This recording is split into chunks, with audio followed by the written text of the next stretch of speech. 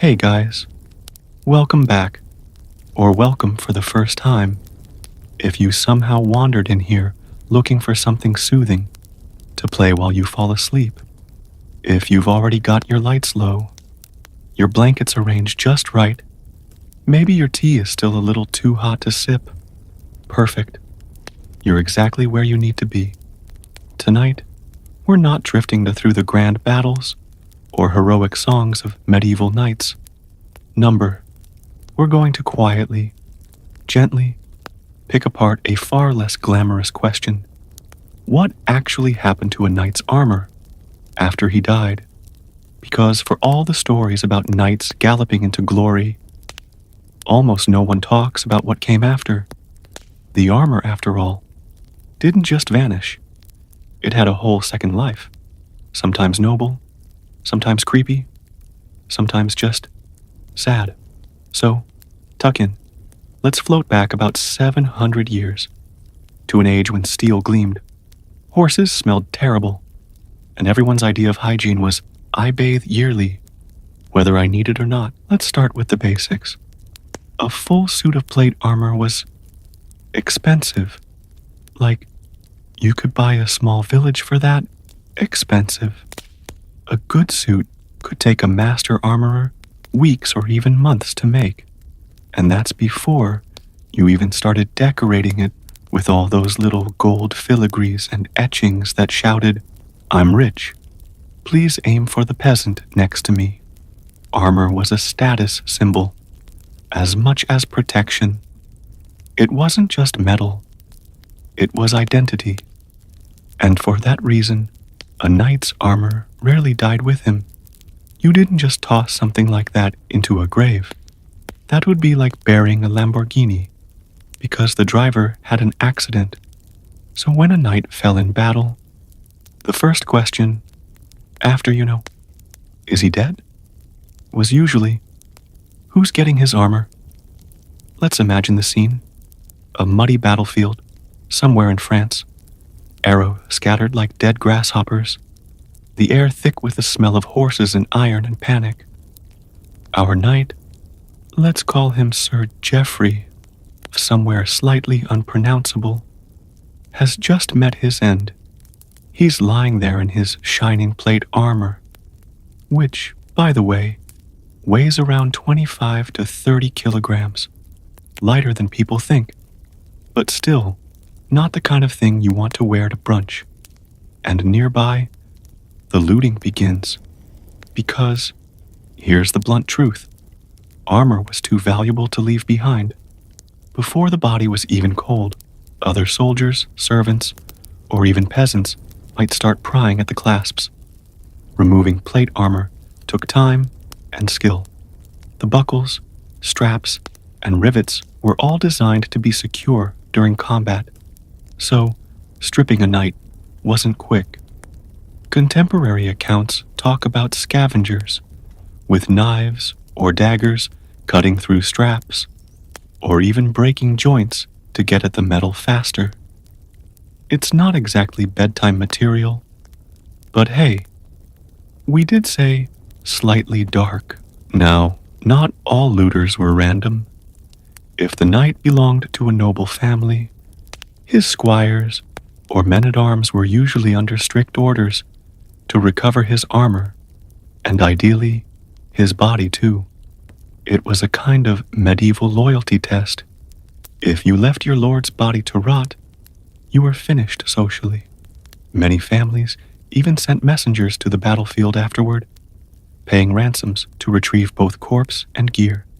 Yes, ransom, because armor could be held hostage just like people. If an enemy captured your armor, they could demand payment for its return. It sounds absurd, but medieval warfare was as much about economics as blood. Let's pause for a moment and drift back to the workshops of the armorers. Picture a small, smoky forge somewhere in the 15th century Milan, the Gucci of armor production. Hammering echoes softly. Sparks fly. A master armorer shapes steel into curved plates, each one custom fitted to a noble body he might never meet. These suits were not one size fits all. They were practically tailored like fine clothing. Your armor fit you, literally. The chest plate molded to your rib cage.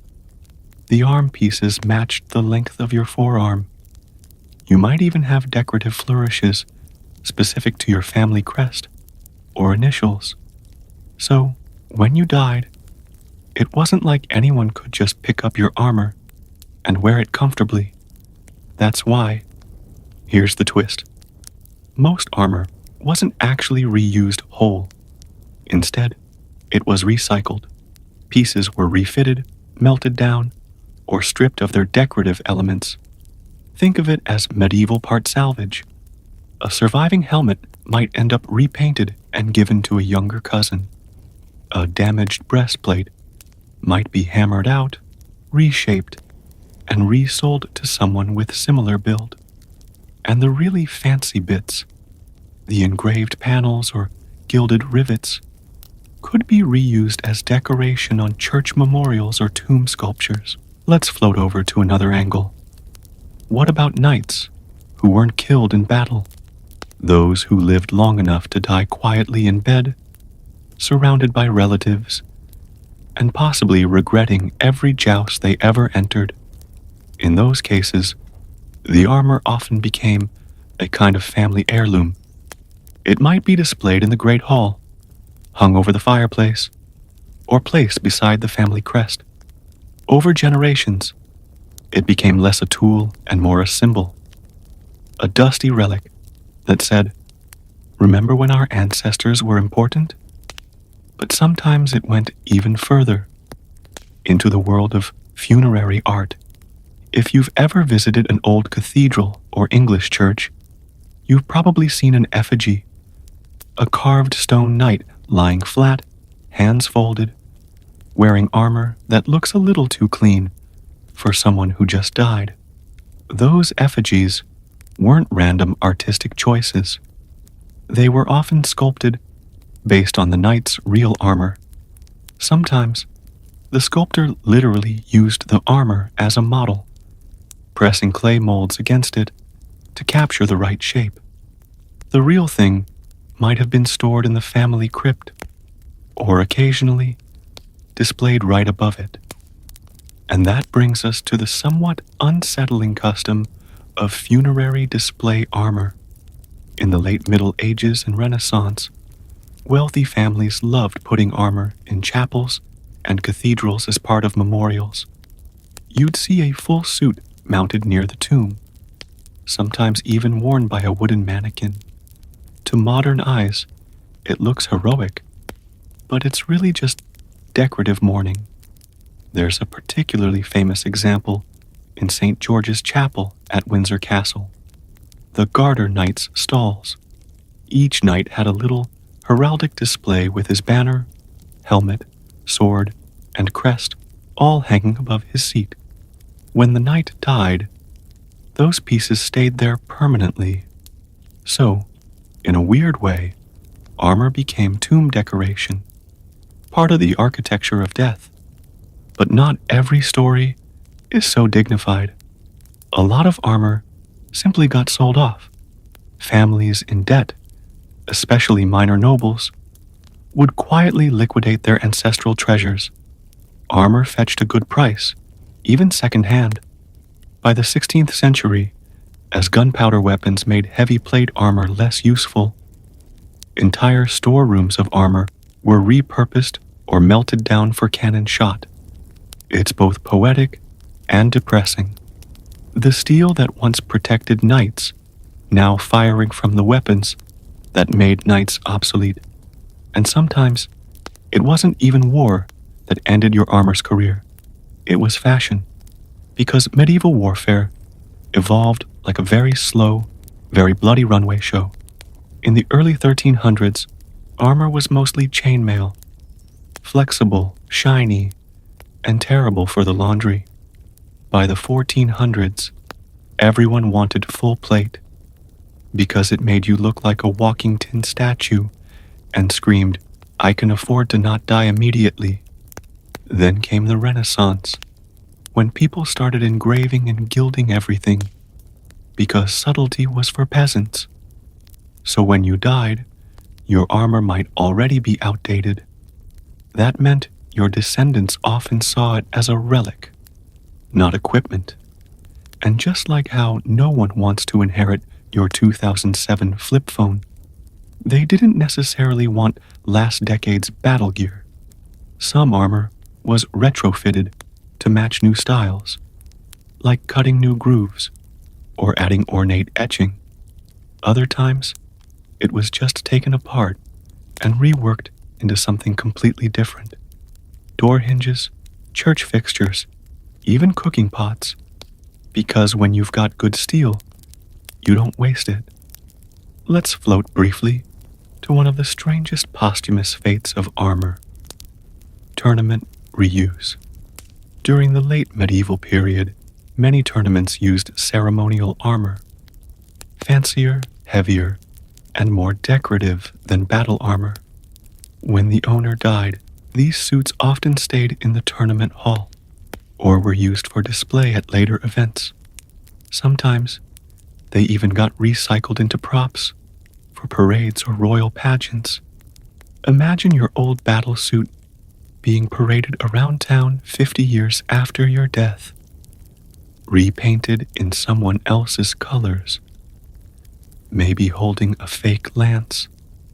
A strange kind of immortality.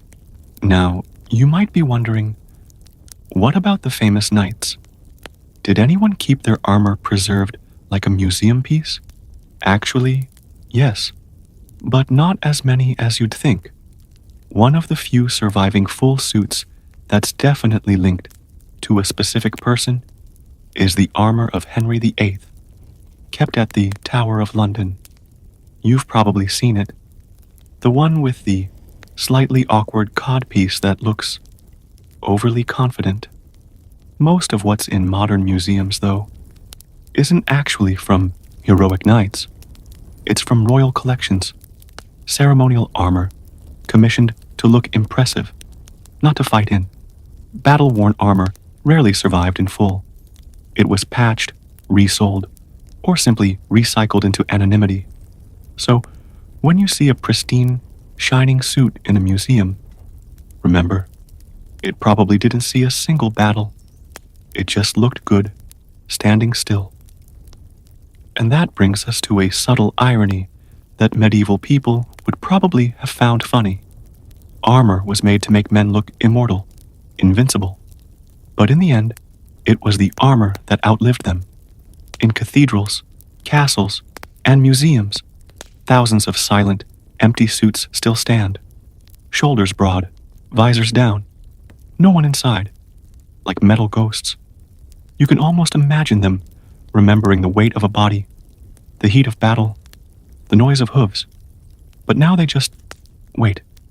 And somewhere, in a small museum or church display, there's probably one piece, maybe a single gauntlet or dented helmet, that was once part of a knight's final day, stripped from a body, bought, sold, reused, melted, refashioned, living a second life long after the man who wore it